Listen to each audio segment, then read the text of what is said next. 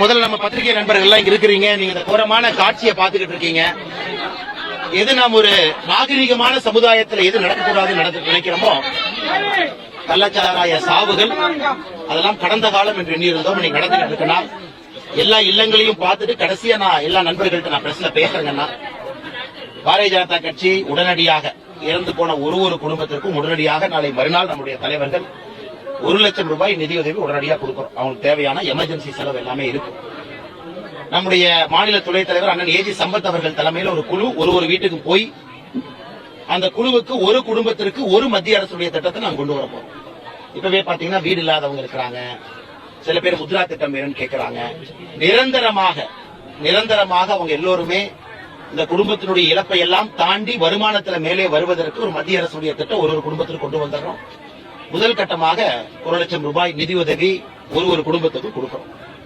இதை தாண்டிங்கன்னா நிறைய பேசறதுக்கு இருக்கு. நான் எல்லா குடும்பத்தையும் பார்த்துட்டு கடைசியா நான் ஜிஹெச்சுக்கு வரும்போது பத்திரிகை நண்பர்கள்ட்ட இதை பத்தி நிறைய கடுமையா பேசணுங்கண்ணா. ஏன்னா நடந்து போய் ஒரு குடும்பமா பாக்குறோம். இது வரைக்கும் 14 குடும்பங்களை பார்த்திருக்கோம். மிச்ச குடும்பங்களையும் சந்தித்து விட்டு கடைசியாக பத்திரிகை நண்பர்கள்ட்ட நான் பேசுறேன்.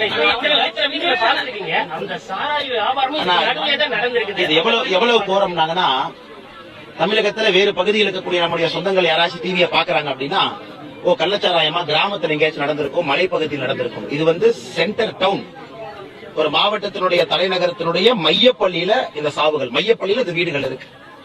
பக்கத்துல கோர்ட்டு, பக்கத்துல போலீஸ் ஸ்டேஷன், எல்லாம் பக்கத்துல. எங்கிருந்து கல்லெடு தெரிஞ்சீங்கன்னா எல்லாம் வந்துடும். 100 மீட்டர் 200 மீட்டருக்குள்ள இருக்கு. இந்த மாதிரி இடத்துல அமோகமாக பாக்கெட்டா எல்லாம் பாத்தீங்கன்னா பாக்கெட்டா சிட்டிக்குள்ள பாக்கெட்டா வித்திருக்கிறாங்க. அப்ப அரசாங்கம் தூங்கி கொண்டிருக்கிறது. அதை பத்தி நம்ம சொல்லவே வேண்டாங்கன்னா, நானும் கடுமையாக இன்னைக்கு காலையில பதிவு செஞ்சிருக்கேன். எல்லாரையும் பார்த்துட்டு கடைசியா நான் பேசுறேன். முதல் உயிரிழப்பிலேயே போதிய நடவடிக்கை எடுக்கல மாவட்ட நிர்வாகம் அப்படிங்கிற ஒரு குற்றச்சாட்டை மாவட்ட நிர்வாகம் மூடி மறைப்பதற்கான வேலையில மட்டும்தான் இருந்தாங்கன்னா. சில குடும்பத்துல சொன்னாங்கன்னா, கள்ளச்சாராய மருந்தி ஹாஸ்பிட்டல் போனதுக்கு அப்புறம் இன்னொரு பக்கம் அதே பாக்கெட் இன்னொருத்தர் குடிக்கிறாரு. ஏன்னா மாவட்டத்தினுடைய ஆட்சியரே சொல்றாங்க, இதை பாதிப்பு இல்ல, இது கள்ளச்சாராயம் இல்ல, வேற ஏதோ அப்படின்னு. அதனால அரசு அதிகாரிகள் இதை மூடி மறைப்பதற்கு காட்டிய அக்கறைய உடனடியாக அவேர்னஸ் கிரியேட் பண்ணி எந்த ஏரியா அப்படின்னு லாக்டவுன் மோடுக்கு போய் அங்க இருக்கக்கூடிய மக்களை ஒலிப்பெருக்கி மூலமா சொல்லியிருந்தா கூட அதன் பிறகு யாரும் கொடுத்திருக்க மாட்டாங்க. ஏன்னா இன்னைக்கு அந்த மாதிரி தான் இருக்கு.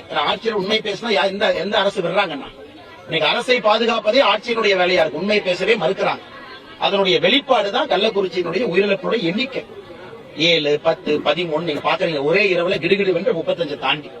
அதனால் அரசினுடைய மெத்தனத்தை வெட்டம் வெளிச்சமாக இது காட்டுது. நாளை மறுநாள் தமிழகம் முழுவதுமே பாரதிய ஜனதா கட்சி மாபெரும் கண்டன ஆர்ப்பாட்டத்தை நாங்கள் முன்னெடுக்கிறோம். தமிழகம் முழுவதுமே. கடந்த முறை இதே ஆச்சு, மறுபடியும் இந்த வருஷம் நடக்குது.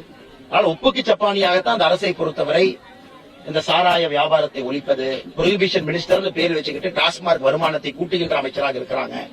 எந்த விதமான நடவடிக்கை எடுக்காம இருக்கிறாங்க. எல்லாத்தையும் பார்த்துட்டு கடைசியா பேசுறாங்க. நன்றிங்க. நன்றி. செய்திகளை உண்மைத்தன்மையுடன் உடனுக்குடன் தெரிந்து கொள்ள தி கிரேட் இந்தியா நியூஸ் சேனலுக்கு சப்ஸ்கிரைப் செய்து எங்களுடன் இணைந்திருங்கள் எப்போதும்.